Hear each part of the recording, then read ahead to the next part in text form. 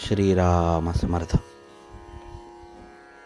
संत आपल्याला जागे करतात. प्रत्यक्ष विषयापेक्षा विषयी माणसाची संगत फार वाईट असते. हे ज्याप्रमाणे संसारात तसेच परमार्थातही लागू आहे. संगतीचा परिणाम नेहमी मनावर होतो. म्हणून चांगल्या विचारांच्या माणसाची संगत धरावी. चांगले वाईट हे नेहमी आपल्यावरूनच ओळखावे. स्वतःला सुधारण्याऐवजी आपण जगाची सुधारणा करायला जातो, हेच आपले चुकते. जगात संत असतील असे पुष्कळांना वाटतच नाही. संताला ओळखायला आपल्या अंगी थोडे तरी भगवंताचे प्रेम असायला पाहिजे. आपल्याला आपल्या ध्येयाचा विसर पडला, परंतु संतांनी आपल्याला जागे केले. चुकीची वाट चालत असताना अरे तू वाट चुकलास अशी जागृती संतांनी आपल्याला दिली. तेव्हा जिकडे पाठ होती तिकडे आपण तोंड केले आणि पुन्हा चालू लागलो तर आपण योग्य स्थळी जाऊ. संत आनंदरूप झाल्यावर स्वस्थ बसत नाहीत. ते ज्या लीला करतात त्या जगाच्या कल्याणासाठी असतात. त्यावेळीही ते आपल्या मूळच्या आनंदातच असतात. ते स्वस्थ बसलेले दिसले तरी जगाचे कल्याण करीतच असतात. आपण धडपड करून फुकट मरतो.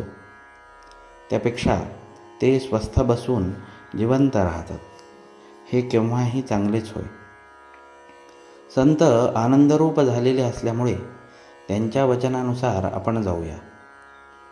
लोकांना उपदेश करण्यामध्ये संतांचा हेतू एकच असतो आणि तो हा की जे मला कळले आहे ते लोकांना कळून लोक सुखी होऊ द्या. संत आपल्या स्वार्थासाठी सांगत नसल्याने त्यांचे म्हणणे आपल्याला खोटे कसे म्हणता येईल? प्रपंच हा दुःखमय आहे हे कळल्यावर त्यावर काहीतरी उपाय केला पाहिजे.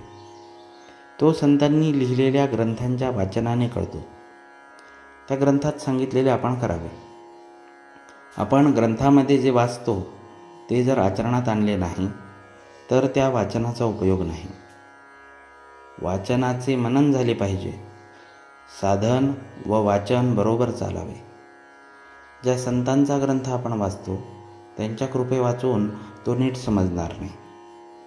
ज्याच्यावर त्यांची कृपा आहे त्याला अंगी विद्वत्ता नसताना देखील त्या ग्रंथाचा बरोबर अर्थ अगदी स्वाभाविकपणे कळेल.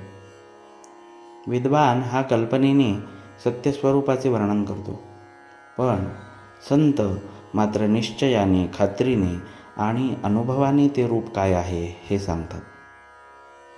सत्पुरुषांच्या वचनावर विश्वास ठेवून त्याप्रमाणे वृत्ती बनविणे हा खरा सत्समागम आहे.